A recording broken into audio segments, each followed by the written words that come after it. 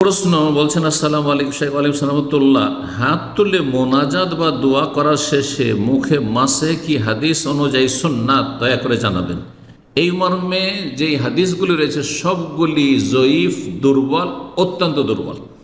একটি হাদিস তিরমিজির 3308 নম্বর হাদিস, ওতে রয়েছে কানা রাসূলুল্লাহ সাল্লাল্লাহু আলাইহি ওয়াসাল্লাম রাফা ইয়াদাইহি, যখন নবী সাল্লাল্লাহু আলাইহি ওয়াসাল্লাম দুই হাত উঠাতেন দুয়ার জন্য, লাম ইয়াহুত্তাহুম, অতক্ষণ পর্যন্ত রাখতেন না, হাত্তা ইয়ামসাহ, যতক্ষণ মুখমণ্ডলে হাত ফিরিয়ে না নিতেন, হাত বুলিয়ে না নিতেন, হাত মাসে করতেন বা হাত ফেরাতেন চেহারাতে। এই হাদিস রয়েছে, কিন্তু হাদিসটি আল্লামা আলম রাহিমাহুল্লাহ সহিহুল জামেতে যে হাদিসটি যায়ীফুন, অত্যন্ত দুর্বল।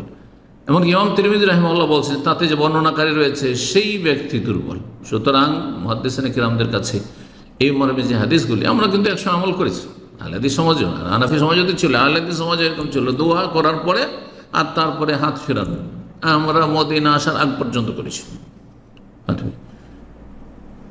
তিরমিজির হাদিস, আবু দাউদ, যতগুলি হাদিস রয়েছে সবগুলি জয়ীফ, দুর্বল। সুতরাং দোয়া করার পরে হাত এমনি নামিয়ে নেবেন, হাত মুখে ফিরাবেন না, কারণ সেটি নবী সাল্লাল্লাহু আলাইহি ওয়াসাল্লাম থেকে প্রমাণিত না, সাহাবায়ে কেরাম থেকে প্রমাণিত নয়। যেটা প্রমাণিত নয় সেটাকে ইবাদত মনে করা ঠিক না, বরং সেটা বেদাত হওয়ারই সম্ভাবনা বেশি রয়েছে।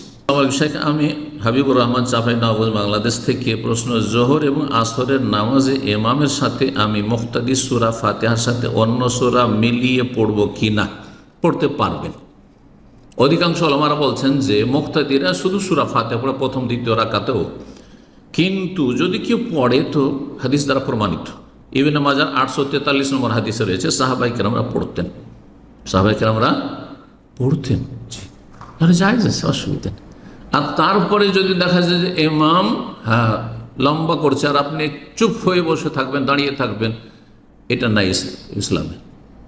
শেখ হুসাইন রাহিমাহুল্লাহ বলছেন লা সুকুতা ফিস সালাত, সালাতে নীরবতা নেই, চুপ হয়ে থাকবেন, তাহলে শয়তান আপনাকে বিভিন্ন কথা মনে করাবে। কিন্তু যখন তেলাওয়াত কিছু করতে থাকবেন, এটা ইবাদতে আছে না, ইবাদতে আছে। হয় শুনবেন জোরে তেলাওয়াত হলে সূরা ফাতিহার পরে, আর যদি আস্তে তেলাওয়াত হয় জোহরে আসরে, তাহলে আপনি সূরা ফাতিহা পড়ার পরে পড়বেন। এটি একাধিক হাদিস দ্বারা প্রমাণিত, তার মধ্যে এই একটি হাদিস রয়েছে। এছাড়াও সহিহ মুসলিমের আরেকটি হাদিস রয়েছে।